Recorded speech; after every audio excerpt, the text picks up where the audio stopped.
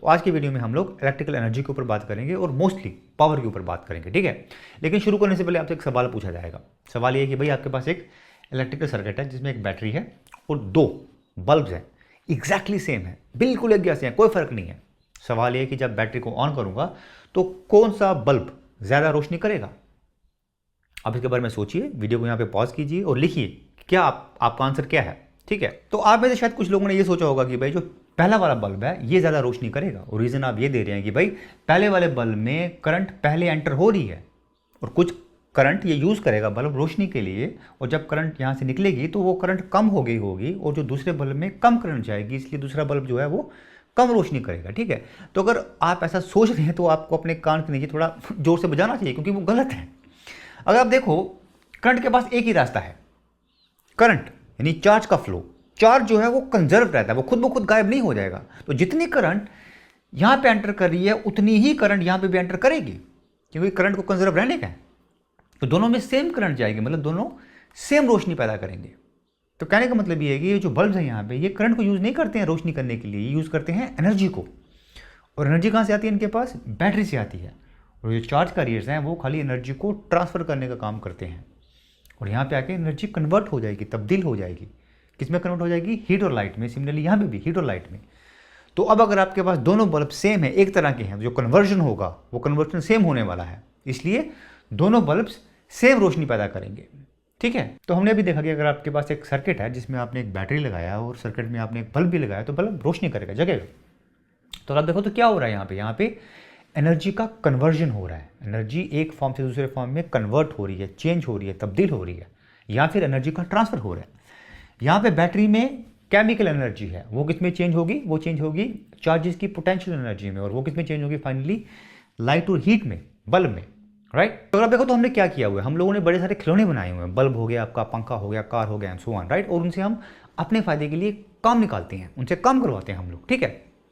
और काम करने के लिए हम लोग यूज़ करते हैं एनर्जी को। अब नेचर में एनर्जी डिफरेंट फॉर्म से मिलती है, और हम डिफरेंट फॉर्म ऑफ एनर्जी को एक दूसरे में कन्वर्ट करते हैं और अपने फायदे के लिए यूज़ करते हैं। तो अभी हमने ये बड़े सारे खिलौने बना दिए, जैसे बल्ब हो गया, और इसको एनर्जी को कन्वर्ट करके हम इससे काम भी निकाल रहे हैं, हमारे लिए रोशनी पैदा कर रहे हैं, फिर पंखा हवा कर रहा है, राइट। लेकिन छोटी सी प्रॉब्लम है, प्रॉब्लम ये है कि हम लोग ह्यूमंस हैं, हम किसी भी चीज़ से खुश नहीं होते, संतुष्ट नहीं होते, हमको हमेशा ज़्यादा चाहिए, ठीक है। तो अभी मैं इस बल्ब को देखूंगा और बोलूँगा यार इस बल्ब में तो रोशनी कम है, या फिर पंखा बड़ा आहिस्ता चल रहा है, ठीक है। तो मेरे पास कोई तरीका होना चाहिए जिससे मैं मेजर कर सकूं कि भाई ये जो बल्ब है वो कितनी रोशनी दे रहा है, या फिर पंखा कितनी तेज़ी से चल रहा है, राइट। और वो डिपेंड करेगा कि भाई कितनी तेज़ी से आप एनर्जी ट्रांसफ़र कर रहे हो यहाँ पे। फॉर एग्जाम्पल यहाँ पे मेरे पास एक मास एम पड़ा हुआ है जिसको मेरे को h डिस्टेंस तक मूव करने का है। तो अगर मेरे को इसको मूव करने का, तो मेरे को इसमें एनर्जी ट्रांसफ़र करना पड़ेगा। और एनर्जी कहाँ से आएगी? मेरे से आएगी, मेरी बॉडी से एनर्जी आएगी जो मैं इसमें ट्रांसफ़र करूँगा इसको ऊपर तक पहुँचाने के लिए। जब यहाँ पहुँच गए तो इसमें वो एनर्जी इसमें स्टोर हो जाएगी। कितनी एनर्जी स्टोर होगी? वो mgh होगी, ठीक है। अज्यूम करते हैं कि वो एनर्जी कितनी है? 20 जूल्स है, ठीक है। अब अगर आप देखो कितनी तेज़ी से ऊपर ये मास पहुँचेगा, वो डिपेंड करेगा कि मैं कितनी तेज़ी से एनर्जी ट्रांसफ़र कर रहा हूँ।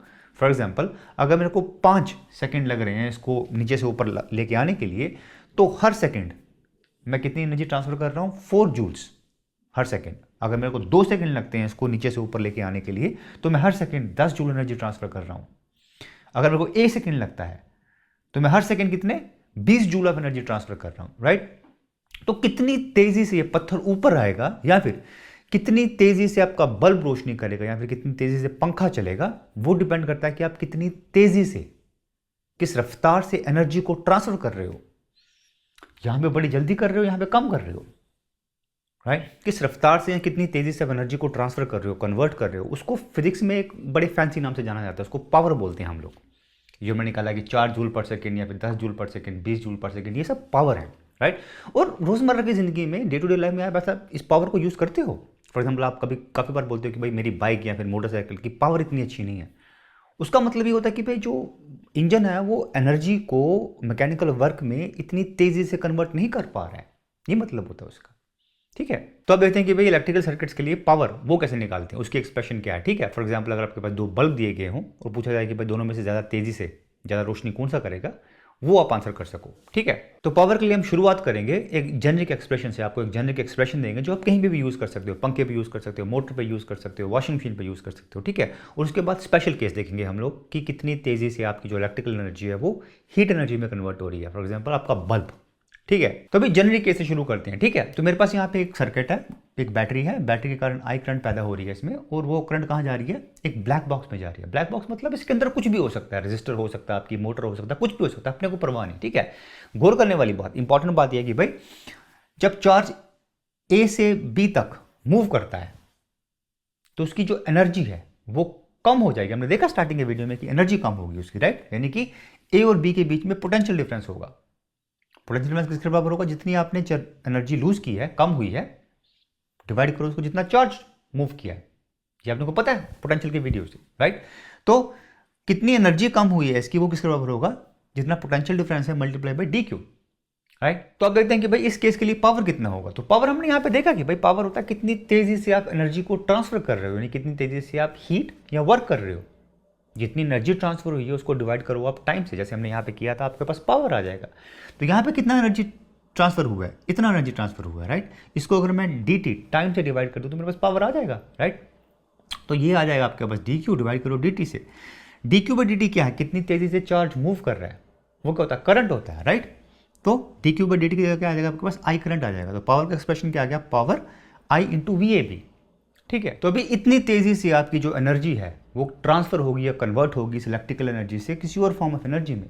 अब किस फॉर्म में कन्वर्ट हो रही है वो डिपेंड करता है कि भाई इसके अंदर ब्लैक बॉक्स के अंदर आपने क्या रखा हुआ है। अगर इसके अंदर आपने एक मोटर लगा कर रखी हुई है तो जो इलेक्ट्रिकल एनर्जी होगी वो किस में कन्वर्ट होगी, वर्क में कन्वर्ट होगी। मोटर मूव करेगी, राइट, तो वो कुछ वर्क परफॉर्म करेगी, तो उसमें कन्वर्शन होगा। अगर अंदर आपने एक स्टोरेज बैटरी लगा कर रखा हो तो बैटरी चार्ज हो जाएगा, तो उसमें जो इलेक्ट्रिकल एनर्जी है वो केमिकल एनर्जी में चेंज हो जाएगी। अगर आपने अंदर एक रजिस्टर लगा कर रखा हुआ है तो जो इलेक्ट्रिकल एनर्जी है वो किस में कन्वर्ट होगी, हीट में कन्वर्ट होगी। और वो वाला केस अभी हम देखेंगे, ठीक है। तो अब अगर आपके ब्लैक बॉक्स में रजिस्टर है तो उसके लिए देखते हैं कि भाई पावर क्या होगी, ठीक है। तो जो हमने जेनरिक एक्सप्रेशन निकाली है वो क्या निकाली है, I V A B. V A B क्या है इस केस में, जो बैटरी जो पोटेंशियल अप्लाई कर रहा है उसको वी मान सकते हैं हम, ठीक है। अपने को एक और बात पता है कि रजिस्टर के केस में वी किसके बराबर होता है, आई आर के बराबर होता है। अब इस एक्सप्रेशन में वी की जगह आप आई आर डालो या फिर आई की जगह वी बाई आर डालो तो आपके पास ये एक्सप्रेशन आ सकती है आई स्क्वायर आर पावर की, या फिर पावर किसके बराबर हो सकता है, वी स्क्वायर बाई आर। तो अब इतनी तेजी से जो इलेक्ट्रिकल एनर्जी है वो कन्वर्ट होगी आपके रजिस्टर में, और किस फॉर्म में कन्वर्ट होगी, वो हीट एनर्जी की फॉर्म में कन्वर्ट होगी। जैसे आपके फिलामेंट वाले बल्ब होते हैं उसमें जो होता है सेम चीज़ होती है, या फिर बॉयलर्स, हीटिंग कॉइल जो होती हैं आपकी, वो सब इस तरह से काम करती हैं, ठीक है। तो इतनी तेजी से आपकी जो इलेक्ट्रिकल एनर्जी है वो हीट एनर्जी में कन्वर्ट होने वाली है, ठीक है। तब गौर करने वाली बात यह कि भाई जो हमने एक्सप्रेशन निकाली है ये खाली रजिस्टर के लिए वैलिड है, जहाँ पे आप इलेक्ट्रिकल एनर्जी को हीट एनर्जी में कन्वर्ट कर रहे हैं। अगर आपको एक जेनरिक एक्सप्रेशन चाहिए जो आप कहीं पे भी यूज़ कर सकते हैं तो वो ये वाली होगी, P equal to I V, ठीक है।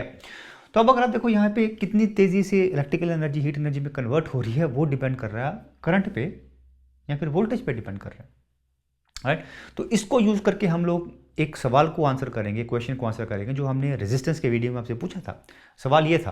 तो अब देखते हैं कि भाई आपने इस वीडियो से कुछ सीखा भी है फिर सोते ही रह गए, ठीक है। तो मेरे पास यहाँ पे दो बल्ब हैं जो बिल्कुल सिमिलर हैं, एक तरह के हैं, खाली एक ही डिफरेंस है, वो ये कि भाई इस केस में जो फिलामेंट है इसके मुकाबले में थिक है, मोटी है।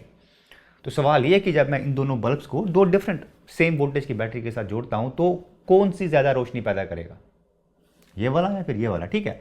अब सोचिए और बताइए मेरे को। इस सवाल का आंसर ये है कि भाई ए बल्ब जो है आपका वो ज़्यादा तेज़ी से रोशनी करेगा क्योंकि उसमें रेजिस्टेंस उसकी कम है। रेजिस्टेंस कम होगी मतलब उसमें करंट ज़्यादा आएगी, तो करंट ज़्यादा आएगी तो उसकी जो पावर है वो ज़्यादा होने वाली है, ठीक है। तो अभी जाने से पहले एक और सवाल पूछते हैं आपसे, ठीक है। तो जो आपके घर में बिजली आती है वो बहुत दूर से आती है, वो आपके मोहल्ले में पैदा नहीं होती, वो बहुत दूर पैदा होती है और वहाँ से आपको ट्रांसमिट की जाती है पावर ट्रांसमिशन लाइन्स में। और अगर आपने कभी उन पावर ट्रांसमिशन लाइन को दूर से देखा होगा तो वहाँ पे एक साइन होता है, डेंजर का साइन होता है कि दूर रहिए, क्योंकि वहाँ पे वोल्टेज बहुत हाई होती है उन पावर ट्रांसमिशन लाइन्स में, राइट।